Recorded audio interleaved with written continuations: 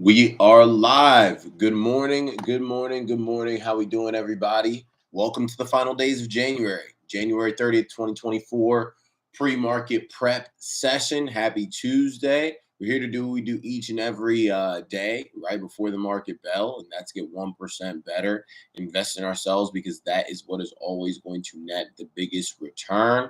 I'm excited to dive into what we have going on today. Yesterday, a great day with snow coming through off the support bounce. We also had Disney coming through, continuing to pay. Disney has been an absolute pay train the past few weeks. And this is something that, again, we've been on for the past few months once Disney initially got that breakout, and looking for it to continue to pay here. But of course, important to know where to get in, where to get out. Disney crushed you if you were in for the past few weeks before this because it was consolidating, gathering strength, and then finally starting to move again. So don't go out there running willy-nilly trying to free ball in the market because your money will be taken by more educated traders, right? Make sure that you know when to get in, know when to get out, and understand the success leaves clues, and it's easiest to follow them. Can you do it yourself? Yes. Is it incredibly difficult and you probably will run out of money or patience before you get to establishing a system through trial and error? Also, yes, right? So go to driving school, learn the right steps in the right order, and then you can prosper and make sure your money is transported from point A to point B of profitability effectively. But we're about to dive in here, so make sure that you drop a 1 in the chat, signifying your intention to get 1% better by the end of this session. Right, that's what we're trying to do here each and every day, just get a little bit better. That way we can feel fulfilled and proud of ourselves and go on about our lives knowing that we put forth the effort, right? So let's make sure that we set that intention and we dive into things here today. So top news, this is crazy. A cyborg is born. The first human to receive an implant from Neuralink is recovering well, according to Elon Musk, marking the latest milestone for the emerging brain-computer interface industry. BCIs are aimed at helping people with traumatic injuries like paralysis, but if all goes well, Musk hopes to extend this to hearing and vision loss and eventually merge humans with artificial intelligence. The implants use ultra-fine thread-like electrodes to detect and help transmit neuron spikes, or the electrical and chemical signals in participants' brains. Quote, the first at Neuralink product is called telepathy, Musk wrote on X, enables control of your phone or computer and through them almost any device just by thinking. Initial users will be those who have lost the use of their limbs. Imagine if Stephen Hawking could communicate faster than a speed typist or auctioneer. That is the goal. The FDA gave Neuralink approval for clinical trials on humans in May 2023, prompting the company to start recruiting candidates in September. So they've been moving pretty quickly. The neurotech firm has already shown success with extensive tests on primates, such as monkeys that have been able to move cursors or play video games like Pong using just their brains. Some of Neuralink's activities have been criticized for their surgical work, but the in-human clinical trial marks one step closer toward commercialization, especially for a startup that's reportedly valued at around $5 billion. Now, not the only show in town, the latest development casts another spotlight on Musk's ability to allocate time to his many ventures at the same time as shoring up social platform X and electric vehicle maker Tesla. Most of Neuralink's competitors are also not publicly traded, including Synchron, Onward Precision, Neuroscience, and BlackRock Neurotech. Where Neuralink stands ahead of the pack is the ability for its device to go deeper into the brain, as well as containing far more electrodes that target individual neurons instead of groups or clusters, with the aim of offering a higher degree of precision. Yeah, this is wild. I can't say that I will volunteer for one myself, but this will be very interesting to shape up to see how this works. One of the main points that I feel like I've been keeping in mind for Neuralink is that this is kind of what Musk sees as the way for humanity to fight back against artificial intelligence, which is a conflict that he sees as, borderline inevitable at this point. But at least that gives us a fighting chance. I don't think that's wrong, but also, do I want the ability for someone to hack my brain, which it seems like this might open up the door to do? No, right? So we're literally living in the future, right? We're getting to that point where everything that you used to see on like the Jetsons and all that stuff is like becoming real life. We've got robots that can, help us and teach us and aid us in our daily life. And we've got, technology that we can control now with our minds. And I mean, it's stuff that makes sense when you think about any future-facing theater or cinema that you've seen, right? Any movies, right? People are just pulling stuff up and da da da this and da da da that. But like when it entails that thing happening in real life, it definitely is on a little bit shakier ground. But you know, it's first set up in order to help people who have lost the use of their limbs. I think that's awesome. To be honest, if I couldn't move my arms or my legs, and I had the ability to do that via brain implant, I would. So that's where we're at with things, but definitely some crazy stuff happening.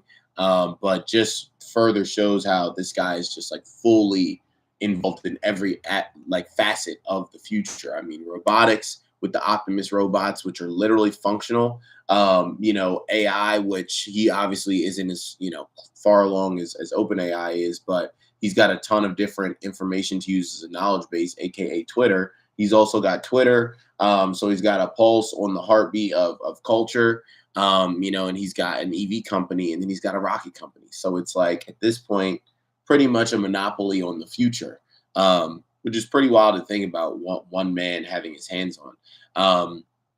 Which is kind of scary also. In terms of trending news, tech or AI earnings, super microcomputer, ticker SMCI, jumped 10.5% after hours on Monday to $550 per share after its results topped preliminary numbers released earlier this month. The data center hardware maker, which has become an AI darling, will kick off a full week of earnings that will likely include many references to artificial intelligence, with Microsoft, Alphabet, and AMD all reporting this afternoon. Note that Super Micro was added to Seeking Alpha's Alpha Picks in November 2022 when it was trading around 85 bucks. The stock recommendation tool has outperformed the S&P 100, blah, blah, blah, blah. So we've got, you know, tech earnings right here. SMCI kicking things off with a nice beat, jumping 10.5%. Congratulations to them as AI, you know, continues to be under the microscope here.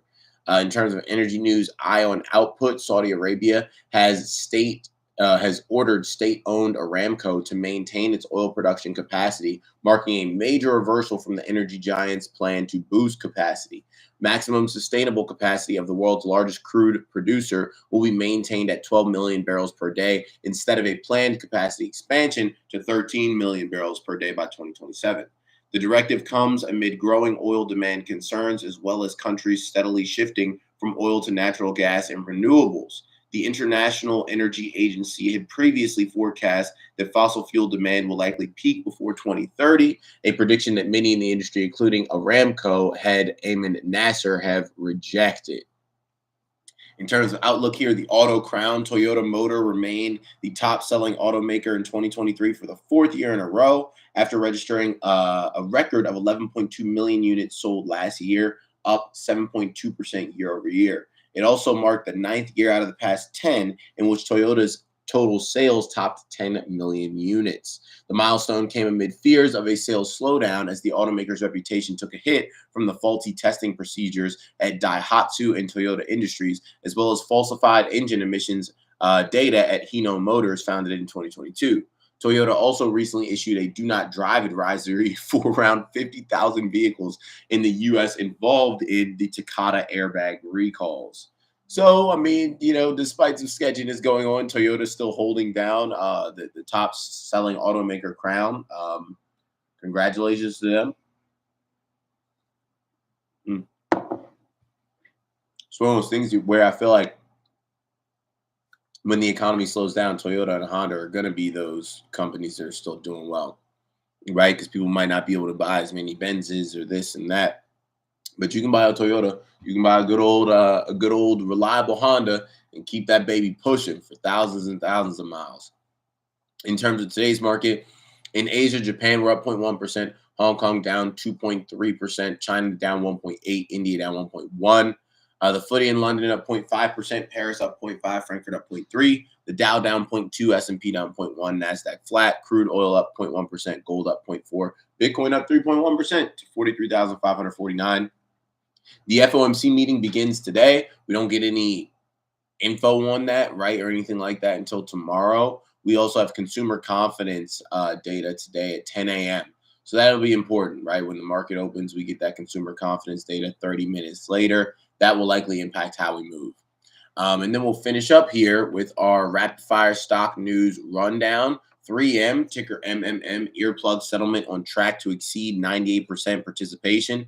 iRobot drops as $1.4 billion sale to Amazon terminated. CEO exits. Wow. That talk about just crap hitting the fan. Not only are they not being sold to Amazon, but the CEO left. That was probably a very stressful situation. Alaska Airlines, ticker ALK, plane left Boeing factory without key bolts. ADM pops to top of S&P leaderboard after CEO reassures on probe. Let's see here. U.S. Treasury cuts Q1 net federal borrowing estimate to $760 billion. Northrop Grumman, ticker NOC, right, defense company, enters $1 billion accelerated buyback deals. They're buying their stock back. I can't even read this next headline. I'm so over hearing about this person. I'm skipping. Tesla, ticker TSLA, among top 10 oversold stocks on Wall Street. Why are some still buying S&P 500 even after record highs? By the way, that Elon Musk, rhymes with Schmidt. I'm just done with it. And also, I wish that this siren would hurry up and pass by. But yeah, done with all the Smith news. So you will not hear that here on the pre-market prep session. This is our safe haven from Matt taking over the sports world, right? But that'll wrap us up. Put a bow on it here and take us out this morning. Yeah, that's what Sharon said. Exactly. Look, Toyota, Honda, like that's what you need. That'll keep you rolling, good on gas. Like, give me that any day of the week. But yeah, listen, you guys have a great rest of the day. We had Disney come through for us yesterday. We had snow come through on the bounce. We have some nice, swing trades here that are simmering and cooking and should push as well. We had, Amazon beginning to push too. So let's finish the week strong. Remain vigilant. Remain patient. PAYTIENT. And let's make it another great day. Everybody have a good rest of the day. I'll see you back here tomorrow morning for our Hump Day Pre-Market Prep special. Have a good one.